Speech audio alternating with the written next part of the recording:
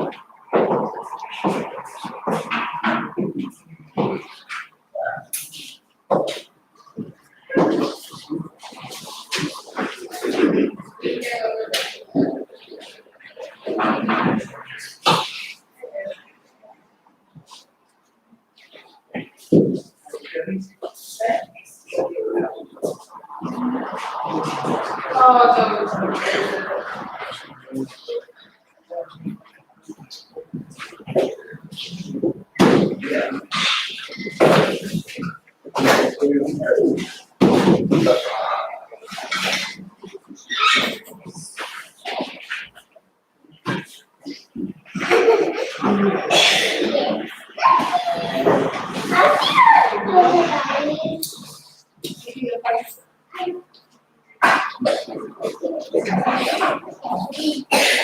Wel, noswaith dda i chi gyd, a chroeso cynnes yn enw yr arglwydd Iesu Grist. Mae'n wych yn dydi i gael cwrdd nid unwaith, ond dwywaith mewn diwrnod fel hyn yn gilydd. Felly, gyda chi ni nawr weddio, gyda chi ni gyflwyno yn hunan i'r arglwydd. Ie, dad, ni'n diolch i ti o'r newydd am y pethau syml hynny. Rwy'n ni wedi cymryd yn genedlaethol am mor hir. Arglwydd, ni'n diolch am gyfle i enid unwaith, ond dwywaith fel hyn nawr. I dy geisio di, i gael daddoli di a chanu mawl gyda'n gilydd, ac i arglwydd i glywed yr hyn sydd gan dy air di i'w ddweud wrthon ni. Helpa ni arglwydd, helpa ni unwaith eto i wrando, i ganolbwyntio, ac i ei dyfoli di fel wyt ti'n ei heiddi. Dad, clyw ein gweddi ni nawr. Yn enw ac yn heiddiant yr arglwydd Iesu Grist. Amen. Amen. Nawr, mae'n noswaith gynnes, a ni'n jyst mynd i fod yn onest â chi. O'r cychwyn, mae dyn ni cwpl o ddarlleniadau reit hir. Okay? A felly, fi'n mynd i ceisio pregethu yn fyr. Ond mae hwnna'n golygu wedyn bod yna waith cartre. Ydych chi'n neud.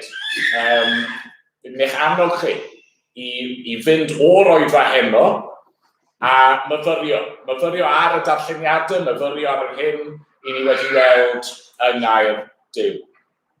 Nawr, y darlleniad cyntaf te yn dod o lyfr Exodus. Dyma lle ni wedi bod yn canolbwyntio yn dyfa, ar nos i'r Exodus. A fi'n mynd i ddechrau jyst ar ddiwedd pennod 33. Yr adnodau ola yna sydd yn arwain wedyn i fewn i bennod 34. Felly Exodus 33 a dechrau'r adnod 17. Dyma ail yn Duw ni. Dywedodd yr arglwydd wrth Moses, fe wnadd yr hyn a ofynnais, oherwydd cefais ffafr yn fy ngolwg, ac roedd wedi dyddewis. Meddai Moses, dangos i mi dy ogoniant. Dywedodd yntau, gnaf i'n holl ddaioni fynd heibio o flaen, a chyhoeddaf fy enw, arglwydd, yn dy glyw, a dangosaf drigaredd a thosturi, tuag at y rai yr wyf am drigarhau a thosturio wrthynt. Ond meddai, ni chei weld fy wyneb, oherwydd ni chaiff neb fy ngweld a byw. Dywedodd yr arglwydd hefyd bydd lle yn fy ymyl, saf ar y graig, a phan fydd fy ngogoniant yn mynd heibio, fydd roddaf mewn hollt yn y graig ac orchuddio am llaw nes i mi fynd heibio. Yna tyna fy maith y llaw ac ei weld fy nghefn, ond ni welir fy wyneb. Dywedodd yr arglwydd wrth Moses, nadd ddwy lech garreg, fel yr ai cyntaf, ac fe ysgrifennaf arnynt y geiriau oedd ar y llechau cyntaf a doraist. Bydd barod erbyn y bore, a ffyrdd i fan ni'n gynnar i fynydd Seinai, ac aros amdano fyno ar ben y mynydd. Nid oes neb i ddod i fyny gyda chi, nac i ymddangos yn unman ar y mynydd. A phaid ag adael i ddefaid na gwartheg bori ar gyfyl y mynydd hwn. Felly, naddodd Moses dwy lech garreg fel yr ai cyntaf, a chododd yn fore ac aeth i fyny i fynydd Seinai, fel roedd yr arglwydd wedi gorchymyn iddo. A chymerodd yn ei law y ddwy lech garreg. Disgynodd yr arglwydd mewn cwmwl, a safodd yno gydag ef, a chyhoeddi ei enw, arglwydd. Aeth yr arglwydd heibio o'i flaen, a chyhoeddi yr arglwydd, yr arglwydd. Duw trigarog a graslon, araf i ddygio, llawn cariad a ffyddlondeb, yn dangos cariad i filoedd, yn maddau drygioni a gwrthryfel a phechod, ond heb adael yr euog yn ddigosb ac yn cosbi plant a phlant ei plant hyd y drydedd a'r bedwaredd genhedlaeth am drygioni ei hynafiaid. Brysodd Moses i ymgrymu tua llawr ac addoli. Yna dwedodd, os cefais yn awr ffafr yn dolwg o arglwydd, boed i ti fynd gyda ni, bod y bobl yn war galed, maddau ein gwrthryfel am pechod, a chymer ni yn etifeddiaeth i ti. Dwedodd yr arglwydd edrych, rwyf am wneud cyfamod. Yng ngwydd dy holl bobl gwnaeth ryfeddodau, na wnaed ei tebyg ymhlith unrhyw genedl ar yr holl ddaear. Yna bydd yr holl bobl rwyt yn ei misg yn gweld gwaith yr arglwydd, oherwydd rwyf am wneud â thi beth syfrdanol. Cadw'r hyn rwyf yn ei orchymyd i ti heddiw, a gyrraedd allan o flaen yr Amoriaid, Cananeaid, Hethiaid, Peresiaid, Hefiaid a Jebusiaid. Gwylia rhag i ti wneud cyfamod a thrigolion y wlad yr ei iddi, rhag iddynt fod yn fagl i ti. Dinistrwch ei hatholau, drylliwch ei colofnau, a thorwch i lawr ei pist. Paid ag ymgrymu i dduw arall, oherwydd ei ddigeddus yw enw'r arglwydd, a Duw ei ddigeddus ydyw. Paid ag wneud cyfamod a thrigolion y wlad, rhag iddynt wrth beteinio ar ôl ei diwiau ac aberthu iddynt dywahodd dithau i fwyta o'i haberth ac i gymryd ei merched uthfeibion. A rhag i'w merched wrth iddynt beteinio ar ôl ei diwiau neu uthfeibion beteinio ar ôl ei diwiau hwy. Paid ag wneud i ti ddelwau tawdd. Cadw oil y baracroiw.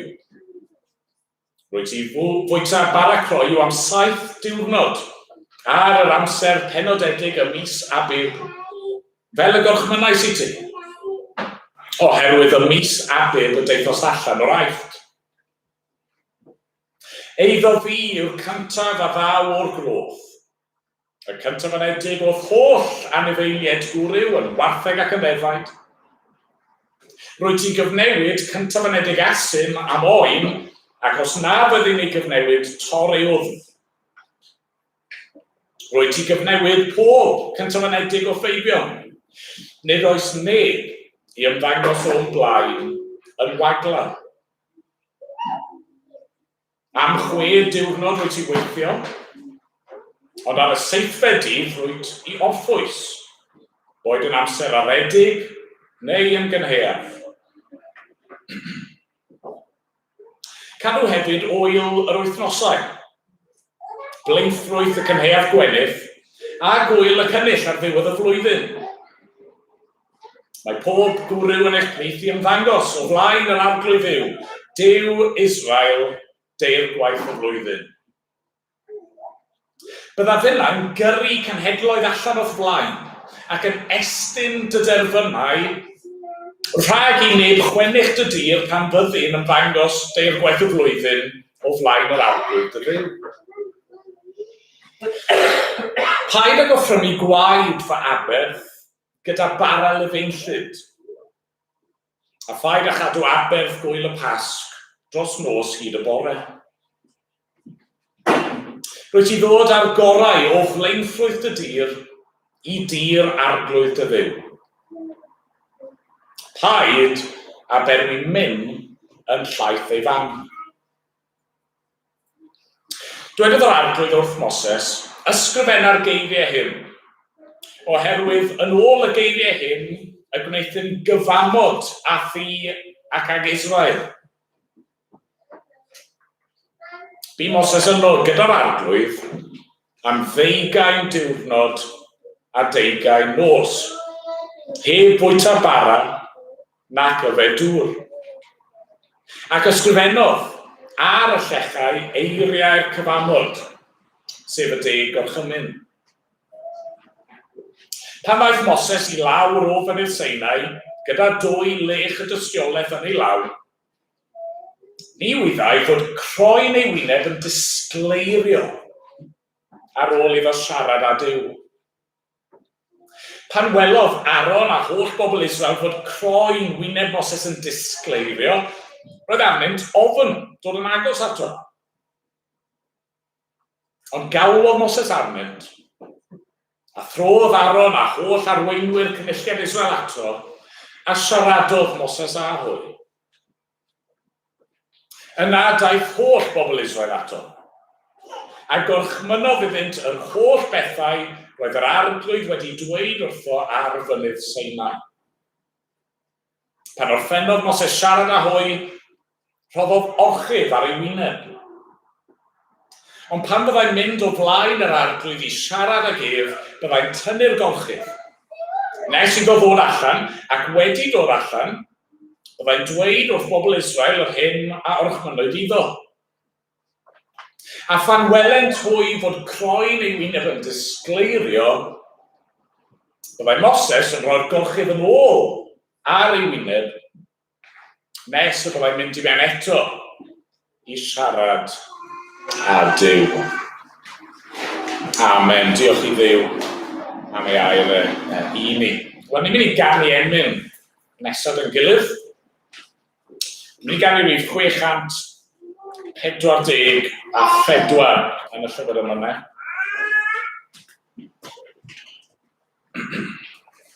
Ro I'm yr hedd, na oer y byd amdano, yn nefol hef a faith trwy ddwyfol oes.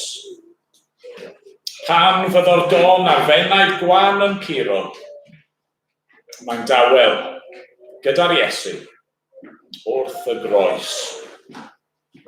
O plis aroswch yn eistedd a cadwch eich masgu ymlaen, ond ni'n mynd I ganu mawl I Dduw.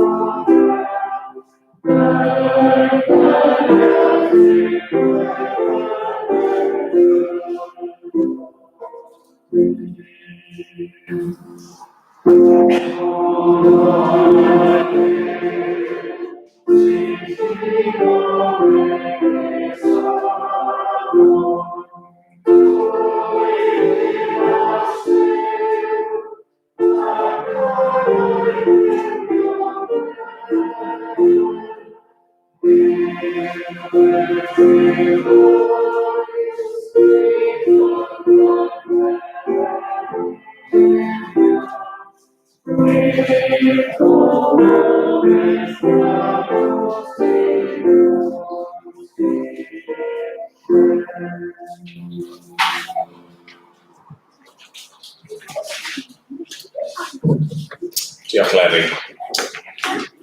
Wedyn mi eisiau ni darllen eto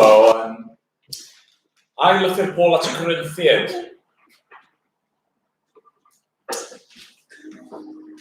Pennod 3.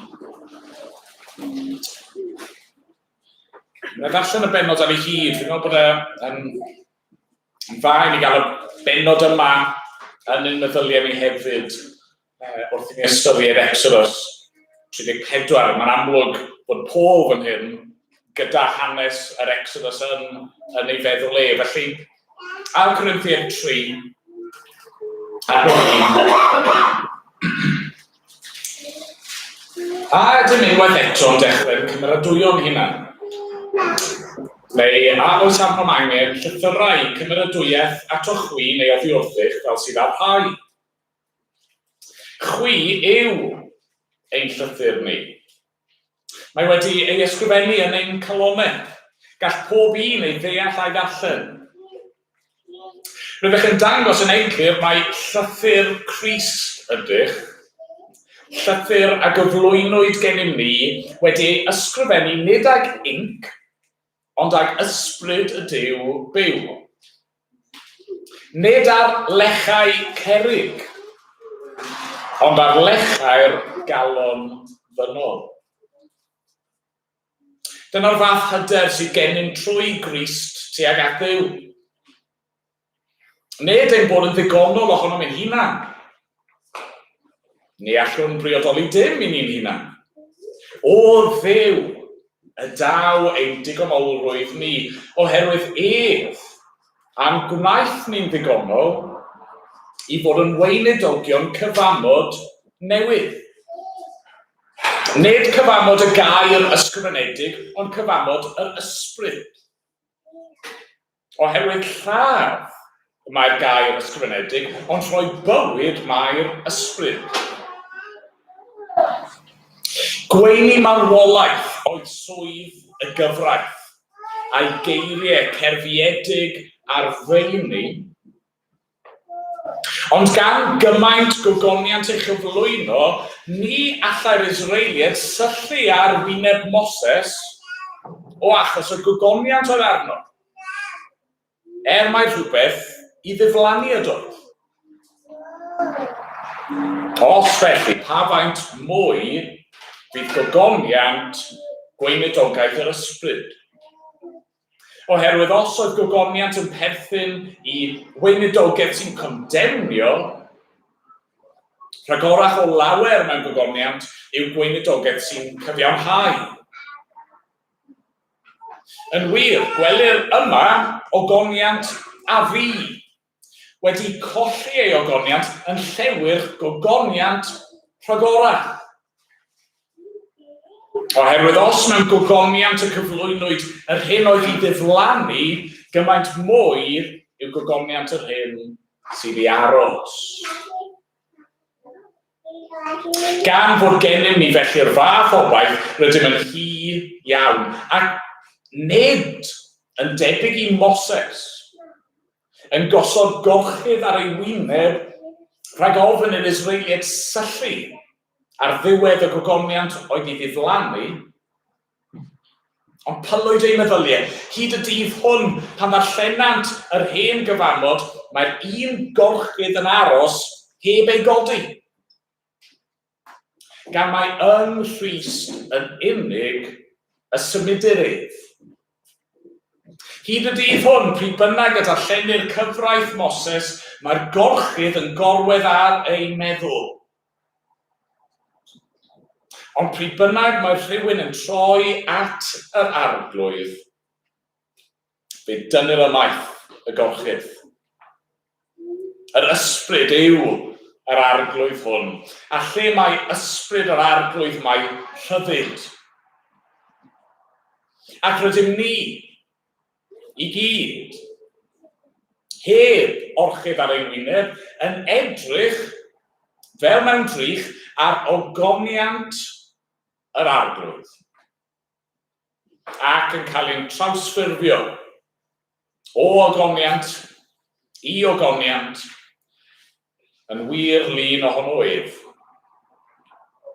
A gwaith yr arglwydd, yr ysbryd, yw hyn. O gyda chi weddio, dyn gilydd, ni'n droi at yr arglwydd. O arglwydd, ni'n diolch i ti am yr geiriau ni wedi darllen. Yn diolch i ti am y ffyrdd gwahanol rwy ti wedi ymwneud â dy bobl di mewn hanes. I ni'n diolch i ti am yr digwyddiadau rhyfeddol yma yn yr Exodus ac ar fynydd Sinai. I ni'n diolch am y datguddiad yna gafodd Moses a gafodd yr Israeliaid ohono ti. Ac eto arglwydd, fel ni newydd i ddarllen, roedd y pethau hyn yn bethau dros dro, yn gysgodion, roedd y fel petai gorchydd arnyn nhw, rhyw ddiwgelwch yn perthyn iddyn nhw, ond yna, yng Nghrist, mae'r gorchydd yn cael i chodi, i gymryd i ffwrdd, ac i ni yn gallu gweld yn yr arglwydd Iesu cyflawniad dy holl addewidion di. O arglwydd, ni'n diolch i ti am hyn. Ni'n gofyn nawr am nerth a chymorth dy ysbryd glân di. I arglwydd, fel i ni newydd i ddarllen, heb waith yr ysbryd, heb bod yr ysbryd yn dod ac yn agor ein llyged ac yn agor ein calonau ni, bydd y pethau yma i gyd yn parhau fel dirgelwch, fel dryswch, pethau ni'n hanner deall yn ymbalfalu am y gwirionedd, yn chwilio am rhyddid, ond pan mae'r ysbryd, yr arglwydd, yn dod. A pan ni'n troi mewn ffydd ac yn credu yn yr arglwydd Iesu, y Meseia. O arglwydd, ni'n diolch i ti am y bywyd a'r rhyddid sydd yn dod i ni. Ni'n gofyn felly am dy help ti. Llawer ohoni wedi blino ar ddiwedd tymor. Llawer ohono ni dan feichiau amrywiol. I ni gyd yn boeth arglwydd. Ac ti'n gwybod mor wan ydyn ni, mor rhwydd i ni'n gallu colli ein ffocws arglwydd tywallt ysbryd annon ni nawr, os gweli di bod yn dda. Dad, i ni'n cyflwyno dy bobl di, dy eglwys di yma ni'n gwlad ni, ac ym Mhrydain ac drwy'r byd. Ni'n gweddïo'n arbennig dros ni yma yng Nghymru, wrth i rai o dy bobl di falle cael gwyliau, ac wrth i rai fod yn ceisio gwasanaethu mewn gwahanol ymgyrchoedd a gwersylloedd a chynadleddau, arglwydd, gogoneddod enw mawr di. Adeiladad eglwys. Gawl a bobl at y tŷ dy hun. Os sgweli di fod yn dda. Da'r clywyn gweddi ni nawr. Bydd gyda ni.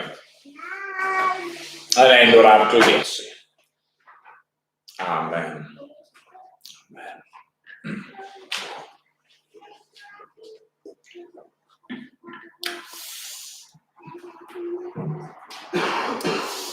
Nawr, ni drio o wedes i bod yn fyr. Os ydym mynd i ddeall yr adran yma o Exodus, os ydym mynd i gymhwyso yn iawn y pethau i ni wedi bod yn darllen ac yn clywed amdanyn nhw, fi'n credu bod rhaid dechrau trwy treulio chydig bach o amser yn meddwl am cyfamodau. Dyna, mae'n un ystod y gair allweddol yn yr adran yma, cyfamod. Dyma un o'r isteiclau sy'n cael ei roi, adnewyddu'r cyfamod. Mae Duw ei hun yn dweud yn adnod 10, edrych, rwyf am wneud cyfamod. Nawr, mae'n mynd lot o'ch yn gwybod, beth yw cyfamod, ar ei lefel fwyaf syml, yw cytundeb. Ymrwymiad rhwng dwy blaid. Mae'r gair yn ymddangos yn aml. Yn y Beibl, mae'n gallu cyfeirio at llawer iawn o bethau gwahanol. Chi'n gallu cael cyfamod rhwng gŵr a graig, wrth iddyn nhw briodi. Chi'n gallu cael cyfamod rhwng unigolion am y ffordd maen nhw'n mynd i wneud busnes gyda'i gilydd. Chi'n gallu cael cyfamod rhwng brenin a i bobl e. Cyfamod rhwng un gwlad a gwlad arall. Ac wrth gwrs, fel ni'n gweld fan hyn, chi'n gallu cael cyfamod rhwng Duw a'i bobl. Cyfamod, fod yr union drefn yn gallu bod yn wahanol, cytundeb yw. Cytundeb lle mae yna addewidion, lle mae yna ymrwymiad, lle mae yna fendethion. Ac yn aml iawn hefyd, lle mae yna ganlyniadau am dorri eich addewid. Wrth gwrs, mae'n ffocws ni fan hyn ar y syniad o gyfamod rhwng Duw a'i bobl. Mae Duw yn y Beibl yn cyflwyno ei hun, yn datguddio ei hun i ni fel Duw cyfamodol.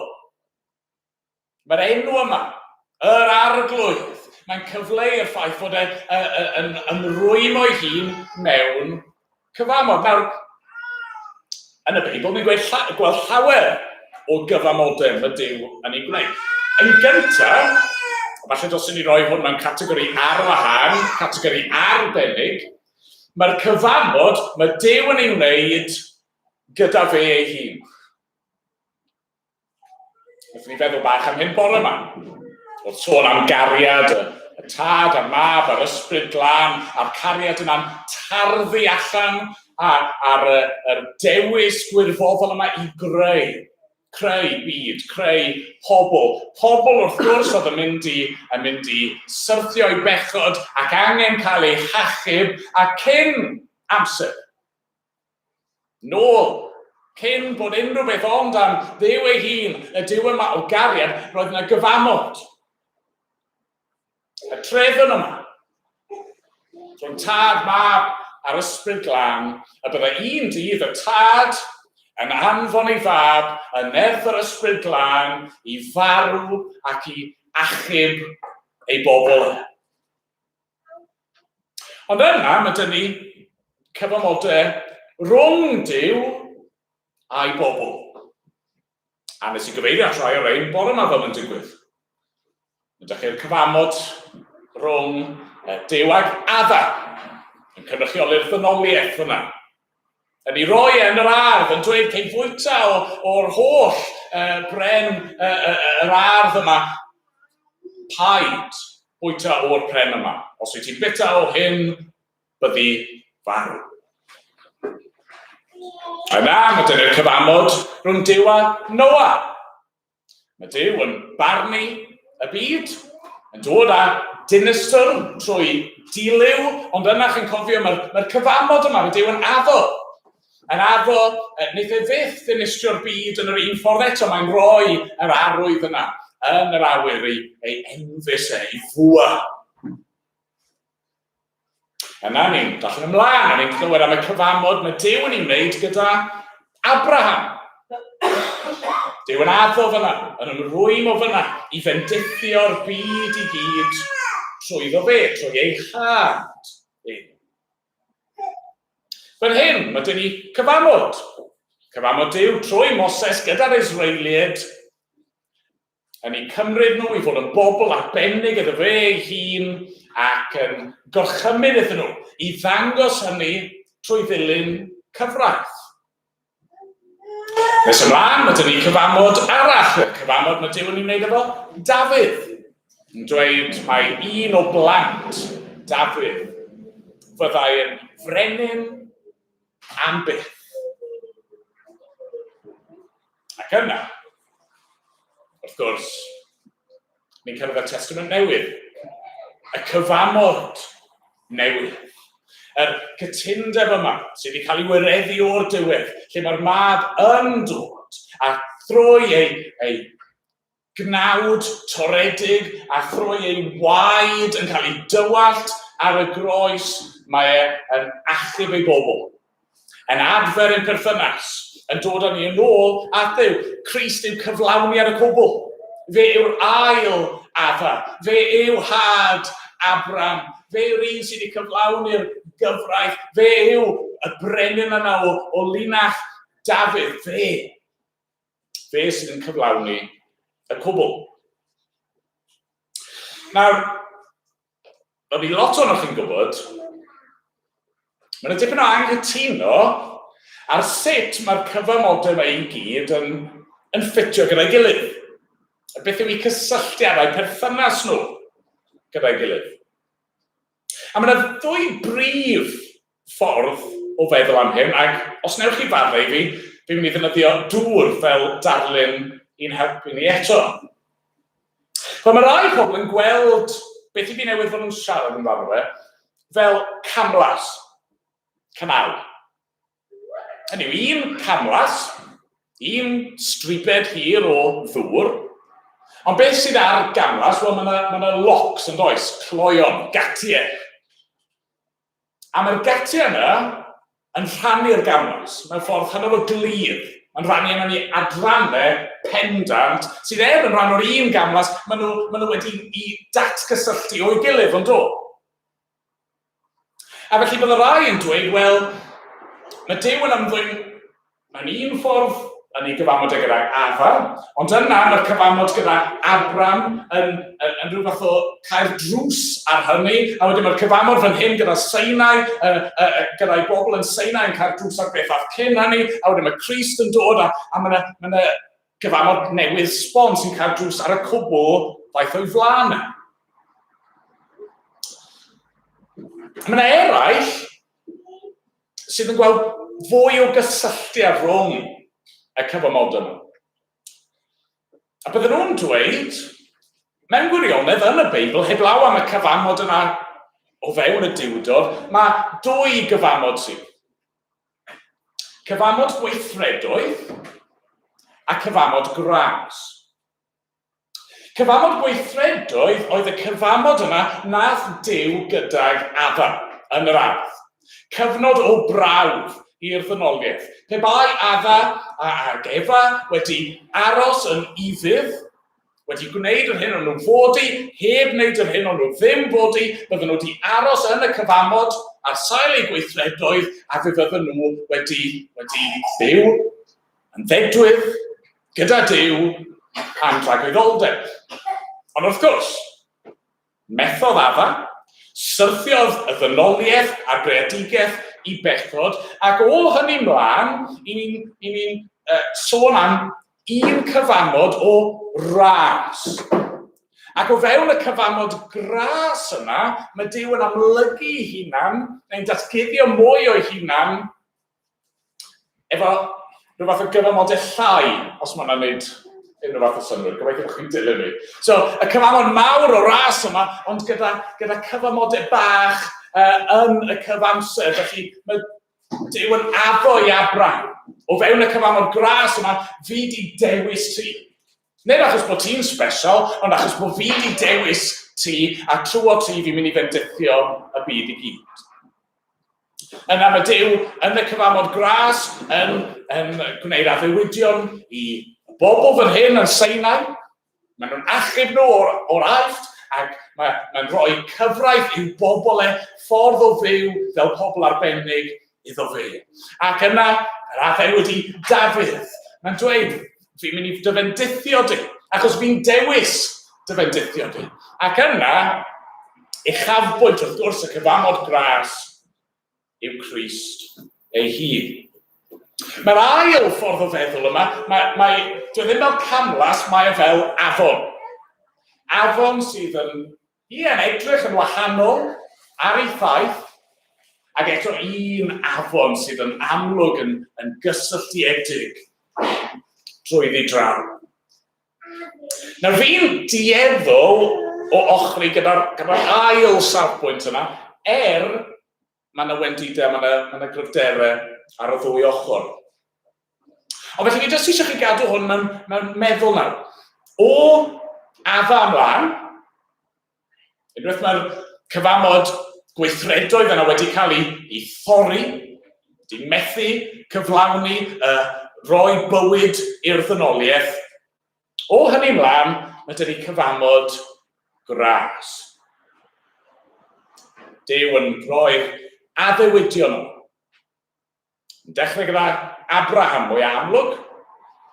Chi'n cofio'r hanes, mae Duw yn dweud fi'n mynd i fendithio'r byd i gyd trwy dy had i, ac wrth sefydlu'r cyfamod, mae Duw yn ymddangos rhwng yr anifeiliaid hynny oedd wedi cael ei aberthu. Mae Duw yn mynd lawr y canol yn dangos, os yw'r cyfamod yma'n cael ei thorri, na i gymryd y canlyniadau arno fi fy hun. A felly mae'r cyfamod yma nawr, beth ni'n ystyried heno yn Exodus 34, mae e'n rhan o'r cyfamod gras. Mae'n rhan o'r llwybr yma, o'n i'n meddwl amdano bore yma, y cynllun yma, mae Duw yn ei weithredu, fydd ymhen amser yn cyrraedd yr arglwydd Iesu Grist. Yng nghyflawniad yr amser, mae yn mynd i gael ei eni. Wedi eni o rai, wedi eni dan y gyfraith. Ond yn y cyfamser, mae pobl ddiw fan hyn yn byw dan goruchwyliaeth, dan amodau gwahanol. Mae Duw yn rhoi'r cyfraith yma yn y cyfamser mwyn eu gwarchod nhw, a'i cadw nhw, a'i pwyntio nhw at yr arglwydd Iesu Grist. Felly peidiwch meddwl fan hyn, pan mae Duw yn rhoi cyfamod i'w bobl yn Sinai, ac yn dweud, mae'n rhaid i chi gadw'r gyfraith yma, bod e'n dweud, mae cadw'r gyfraith yma sy'n mynd eich achub chi. Na, mae holl bobl ddiw yn cael ei achub yn yr un ffordd. Yn yr Hen Testament a'r Newydd, ni gyd yn cael ein hachub trwy Grist. Naill ai ffydd yn y Crist oedd i ddod, neu fel ni heno, ffydd yn y Crist sydd wedi bod. A felly be fi eisiau gwneud nawr, jyst am ychydig bach, yw i ni ystyried felly beth sydd yn cael ei ddatguddio i ni fan hyn o'r arglwydd Iesu.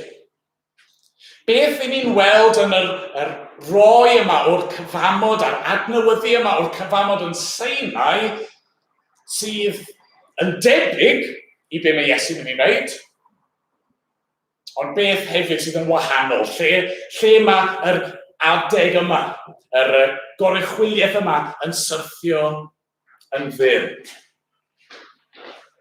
I ddechrau te, beth sy'n debyg?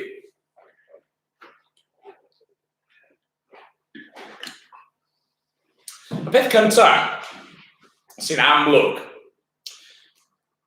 a wedi gweud yn barod, y peth cyntaf ni'n gorfod nodi yw fod y cwbl fan hyn o ras. Gras Duw.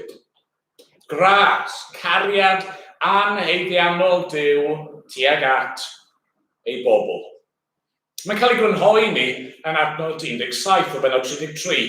Dwedodd yr arglwydd wrth Moses, fe wnaf yr hen naw fynnais, oherwydd cefais ffafr yn fy ngolwg, ac rwyf wedi dyddewis. Ac hynny yw, os chi'n cofio, ni wedi gweld hynny yn dod, dro ar ôl tro, dyna sy'n cael ei bwysleisio yn hanes Israel, dro ar ôl tro, Duw sydd wedi dewis nhw. Nid nhw sydd yn ei ddewis Mae'n dweud yn dydi, hynny yw, nes i ddim dewis chi achos mae chi oedd y mwyaf o bobloedd. Nes i ddim dewis chi achos bod chi'n ragori ar bawb arall, achos bod chi'n well mewn unrhyw ffordd allanol. Na, mewn un ystyr, mae Duw yn dweud bod wedi dewis yr Israeliad achos bod nhw'n fach ac yn fi-nod, ac achos bod eisiau rhoi ffafr iddyn nhw, achos bod eisiau dangos ei fawreddau trwyddyn nhw. A dyna glon i bore yma, dy fe. Yn yw ffynhonnell cariad yw Duw ei hunan. Dwi ddim bod y bobl yma wedi caru Duw ddigon fel bod e'n ei caru nhw yn ôl. Na, y gwrthwyneb sy'n wir. Ni wedi gweld yn barod o, mae'r bobl yma wedi methu cyn cychwyn. Maen nhw wedi methu cadw'r cyfamod, hyd yn oed wrth i'r cyfamod yma gael ei sefydlu yn Sinai. Maen nhw wedi torri'r gyfraith, hyd yn oed wrth i'r gyfraith cael ei rhoi. Felly dyma'r peth mwy o sylfaenol sydd yn amlwg yn cysylltu Sinai a y cyfamod newydd yn Rhys. Mae e o ras. Cofiwch beth yw'r drefn digwyddiadau fan hyn yn Exodus. Ydy Duw yn rhoi cyfraith ac yn achub? Na. Mae e'n achub. Mae'n dewis i bobl, mae'n eu hachub nhw ac yn dod nhw allan o'r aifft. Ac yna, mae'n rhoi'r cyfraith. Yna, mae'n dweud, dyma sut mae fy mhobl i, fy mhobl arbennig i, fy mhobl sanctaidd i fod i byw. Yn wir, mae'n achub nhw, fel mae Moses yn cydnabod, tra bod nhw dal i fod yn war galed ac yn wrthryfelgar. A pan ni'n troi wedyn te i feddwl am y cyfamod newydd, wel, ni'n gweld hynny unwaith eto cymaint yn gliriach, yn dydyn ni. Ni'n gweld fyna fod Crys o'i wirfodd wedi dewis dod i geisio ac i gadw'r cyllideb. Nath e ddewis tra bod ni dal yn elynion ddod a roi ei fywyd trosto ni. Felly na'r tebygrwydd cyntaf.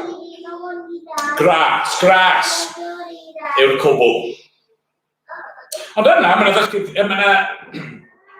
debygrwydd arall, sef y ffaith trwy'r cyfamodau yma, mae Duw yn datguddio mwy ohono fe hun.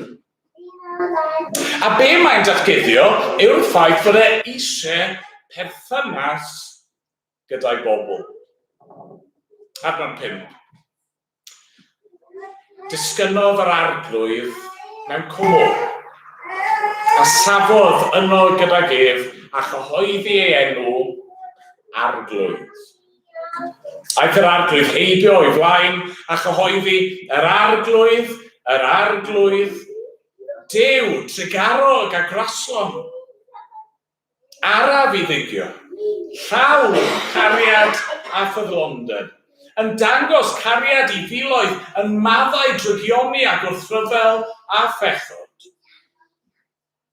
ond heb adael yr eog yn ddigos. Ac yn cosbi plant a phlant i plant hyd y drydydd a'r bedwaredd genhedlaeth am ddrygioni ei hynaffiad. Dyma'r enw mae Duw wedi gyhoeddi. Dyma'i ddatguddiad ohono fe ei hun i'w bobl e. Mae e'n Dduw sanctaidd. Mae e'n Dduw cyfiawn. Mae'n Dduw tregarog a graslawn, llawn o gariad. Mae eisiau perthynas, hyd yn oed efo'r bobl pechadurus yma. Os y'n nhw'n barod i edifarhau, os y'n nhw'n barod i droi ato fe mewn ffydd, mae e'n barod i farwe. Mae eisiau bod yn Dduw iddyn nhw a cael nhw yn blant iddo fe. Ac unwaith eto, mae hynny yn dod cymaint cliriach yn dod i chi'n meddwl ymlaen i'r Testament Newydd. Chi'n meddwl ymlaen i beth ni'n ei weld fyna wrth i Dduw gymryd cnawd a dod i blith ei bobl. Yr un fan hyn oedd Moses methu edrych arno heb farw. Mae'n datguddio ei hun i ni ym mherson yr arglwydd Iesu Grist. A di dod i lawr. Di dod i lawr i ganol ei bobl ei hun. Di dod i lawr, a dim newid di bod ynddo fe. Mae e dal yn sanctaidd ac yn gyfiawn ac yn orgoneddus. Chi'n meddwl am y trawsnewidiad? Chi'n meddwl am y Crist ar y mynydd gyda rai o'i ddisgyblion. Mae'r cwmwl yn dod i lawr unwaith eto ar y mynydd yn dydi. A'r llais yna'n dweud, hwn yw fy mab. Gwrandewch arno fe a yr arglwydd Iesu, mae'n ddisglair yn dydi. Mae ei ogoniant e fel yr haul. Iesu, yr un sydd wedi dod i achub ei bobl. Iesu, y bugail da sydd wedi dod i geisio y defau coll. Iesu, yr un sydd wedi dod nid i gael ei wasanaethu, ond i wasanaethu ac i roi ei fywyd yn brydwerth dros lawer. Yr un Duw sy'n datguddio ei hun i Moses ar Sinai sydd wedi datguddio ei hun yn llawn i ni nawr mewn mab. Dyna mae Paul yn sôn amdano fe, yn y bennod yn o ail Corinthiaid. Mae'n dweud oedd Moses, pan oedd e'n gweld gogoniant Duw yn y cyfamod yna oedd i basio heibio, oedd ei wyneb yn disgleirio. Oedd e'n gorfod rhoi rhywbeth o orchydd ar ei wyneb. Oedd yna ddirgelwch yn dal i fod. Ond yn Rhys nawr, mae'r gorchydd yn cael ei thynnu ffwrdd. Mae'n y fwy o bethau tebyg. Allwch chi fynd, darllenwch, meddyliwch. Ydych chi'r 40 diwrnod, 40 nos. Heb fwyta ac yfed, mae'n y bethau tebyg felly. Ond mae'n un gwahaniaeth mawr amlwg sydd angen i ni edrych arni'n gloi. Mae'n y ras yma. Mae'n y ddatguddiad o Dduw yma. Y gwahaniaeth mawr wrth gwrs yw doedd yr Israeliad fan hyn ddim yn gallu cadw y cyfamod. Hynny yw, Duw sy'n gwneud y cyfamod, ni wedi gweld hynny'n barod, mae'n gyfamod o ras, cariad anheiddiannol. Mae Duw yn dweud chi'n bobl special i fi, ac mwyn aros yn y berthynas yma, ac mwyn profi bywyd yn ei gyflawnder, mae angen i chi gadw'r gyfrif. Os ych chi'n pechu, mae angen i chi edifarhau ac aberthu, i wneud iawn am eich pechod. Os oes rhywun yn gwrthryfela ac yn ymddwyn mewn ffordd sy'n dangos bod nhw ddim eisiau aros, neu bod nhw mewn gwirionedd ddim yn perthyn i'r cyfamod yn y lle cyntaf, mae angen iddyn nhw gael eu torri i ffwrdd. Ond be mae'r cyfamod fan hyn, be mae cyfraith Sinai yn dangos, yw bod ni'n methu cadw'r gyfraith. Dyma oedd gwers fawr y gyfraith. Mae'r gyfraith yn dda. Gael Duw yw e, safon Duw yw e. Mae'r gyfraith yn dangos i'w bobl y ffordd gorau iddyn nhw fyw. Mae'r gyfraith yn rhwystro drygioni. Mae'r gyfraith yn dda mewn pob math o ffyrdd. Ac eto fel oedd Paul yn dweud, mae'r gyfraith yn dod am marwolaeth. Pam? Wel, oherwydd prif bwrpas y gyfraith, prif bwrpas y cyfnod yma yn y cyfamod gras oedd pwysleisio i'r bobl bod nhw angen gras. Bod nhw methu achub eu hunan, bod nhw methu cyflawni y gofynion llym yma, bod nhw methu cadw at yr holl reolau yma ac achub eu hunan. Ac wrth gwrs, dyma'r gwahaniaeth sylfaenol yn dyfu. Fan hyn, mae Duw yn rhoi trwy Moses yr ail waith, yr llechi yma, a'r cerig, disgrifennu ar gerig, yr gyfraith yma yn cael ei roi. Mae'n dod ac yn cyflwyno fe i'r bobl ac yn dweud, gwnewch hyn, a byddwch fyw.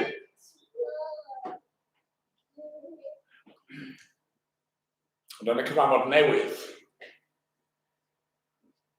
i ni gweld Crist yn dweud gorffenwyd.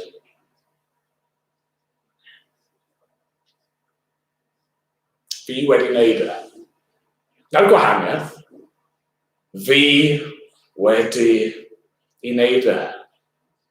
Yr arglwydd Iesu, yr un oedd yn ifydd ym mhob peth. Yr arglwydd Iesu, yr un oedd gadw pob un manylun o'r gyfraith. Pob eiliad o'i fywyd, heb lithro, o gwbl.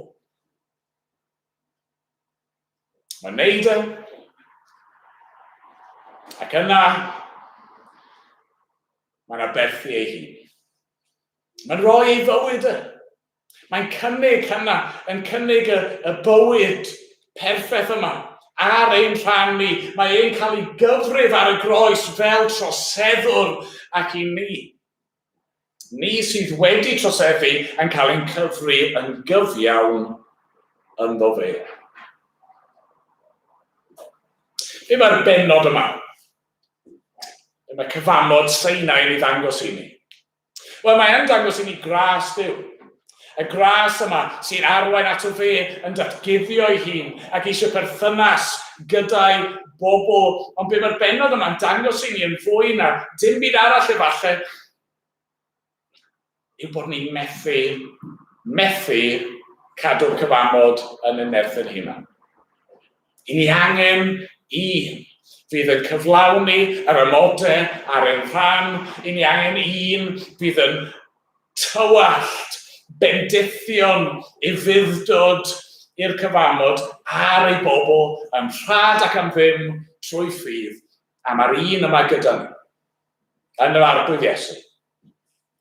A fy ngweddi i nawr, fel fi wedi dweud o'r blaen, yw wrth i ni fynd o yma, myfyrio ar y pethau hyn.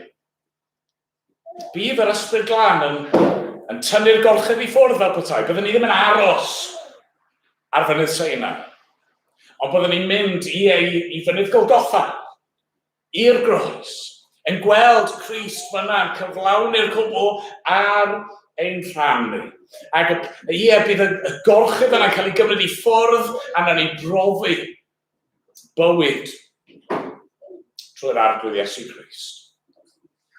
O diolch iddo. Amen. Amen. O'n i'n mynd i ganu eto, o'n i'n mynd i ganu'n ddigyfeiliant. O'n i'n meddwl bod yn syniad braf, cyn bod fi'n dechrau colli'n llais i. Ond, rhaid 45 ni'n mynd i ganu. yn rhywbeth i'n gyfarwydd â chanu yn ddigyfeiliant. Diolch i ti, yr holl alluoedd Dduw, am yr efengyl sanctaidd. Pan oeddwn ni mewn carchar tywych di, roes di'n oleuni meddwl. O aid, yr hyfryd wawr ar lyd, goleued ddeiar Lydan. Halleluia. Amen. Mae Leri mynd i roi'r nodyn i ni, ac yna ni ganu yn ddigyfeiliant.